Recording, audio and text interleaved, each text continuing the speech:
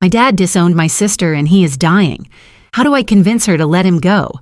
Posted by user Dad DISOWNED. My dad disowned my sister and now he's dying. She keeps trying to make things right, but he won't even look at her. Is it too late to fix the past, or is this the one goodbye she'll never get? Backstory. My family used to be really close, but that changed in 2003 when my dad, 55 years old male, discovered that my mom, 54 years old female, was having an affair with John, 54 years old male, my dad's childhood best friend. He was like a brother to my dad, even the best man at his wedding. Dad begged her to stay to try and fix the marriage, but she left him for John. They divorced, and 5 months later, she married John. My twin sister Sarah, 27 years old, female, was always the daddy's girl. Dad spoiled her, and they were incredibly close. So when she chose to stay with our mom after the divorce, it devastated him. At the time, Sarah and I, 27 years old, male, were the only ones still living at home. I stayed with Dad. Sarah stayed with Mom but came to visit on weekends. I occasionally visited Mom too. But Dad, he never got over it. I'd hear him cry himself to sleep almost every night for a year after the divorce. Even so, his relationship with Sarah didn't seem to change. If anything, he spoiled her more. He stayed super dad, never missing a recital or school event. Then things shifted. Sarah changed her mind about going to med school, something she always said she wanted.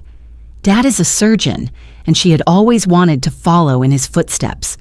But Mom and John pressured her into studying law instead, just like them. John mentored her closely, and by the time she graduated, she was working at his law firm. Then came her wedding in 2017. Dad was thrilled. He gave her a blank check to plan her dream wedding. He did that for all of us.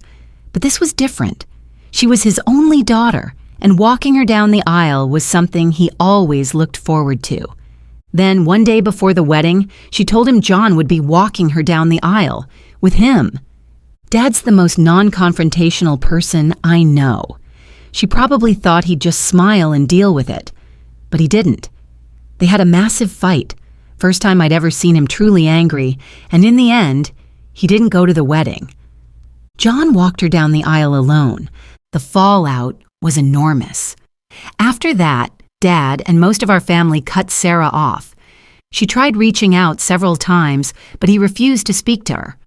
When she had her first child in 2018, we thought maybe he'd come around, but he didn't. He didn't even want to meet his grandkids. Earlier this year, Dad was diagnosed with pancreatic cancer. The treatments failed. He's terminal. And still, he refuses to see her. Sarah doesn't understand. She's in denial. I'm incredibly close with my dad, and these last few weeks have been brutal. How do I convince her to let him go? Daughter. Dad disowned my sister after she asked him to walk her down the aisle with the man who broke up our family. Now he's dying, and she's desperate to make peace, but he still refuses to see her. I don't know how to help her move on. Update. Life doesn't always have happy endings. A week after I posted, Dad's health deteriorated fast.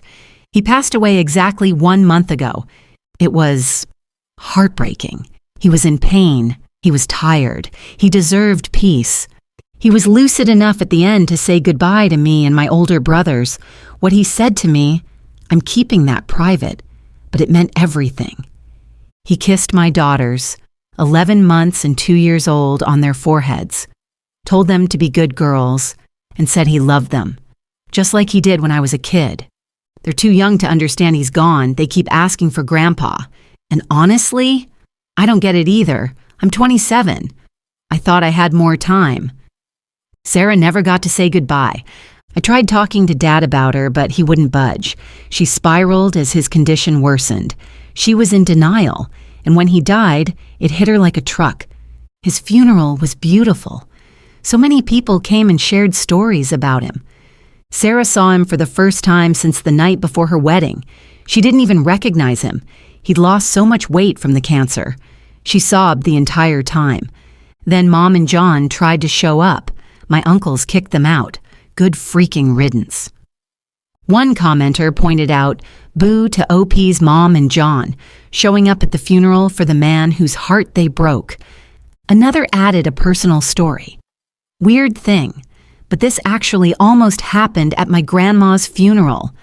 My grandpa had a one-night stand with her best friend, and she circled the funeral but didn't come in. I don't get how people show up to places where they know they're hated. The will went how we expected. Dad came from old money, petrochemicals, so he had a lot. He split money and property equally among us, including Sarah. He even left a trust fund for all the grandkids, including Sarah's children, whom he never met. But the personal stuff, that's where it hurt. He wrote us each a long, heartfelt letter, except Sarah. He gave us photo albums filled with pictures he took over the years. Photography was his passion. Behind each photo, he'd written something. Thoughtful captions, memories, notes. Sarah's album had nothing written. When she saw that, she had a breakdown. She was admitted to a hospital and stayed for a week. She's getting better now. Slowly. Her husband and I are hopeful. She still cries a lot randomly, but at least she's eating and sleeping again. Last week, my wife and I found out we're expecting again. Total surprise. She had switched birth controls and missed a week of pills. I'm angry. I'm scared. My next child will never know their grandfather. I keep asking, what if? But it doesn't change anything. This ending is bitter. Life's like that sometimes. Unfair. No. Still, I want to thank everyone who supported me during this time. I was really lonely, still am. But your words meant something. Another top comment reads, "The only slightly redeeming thing about this was that OP found lots of support on Reddit." And another person summed it up simply. "The pain that OP's father went through is heartbreaking. Too much of life is heartbreaking." So what do you think? Should Sarah have known this was unforgivable? Or did Dad take it too far by holding on to the pain until the end?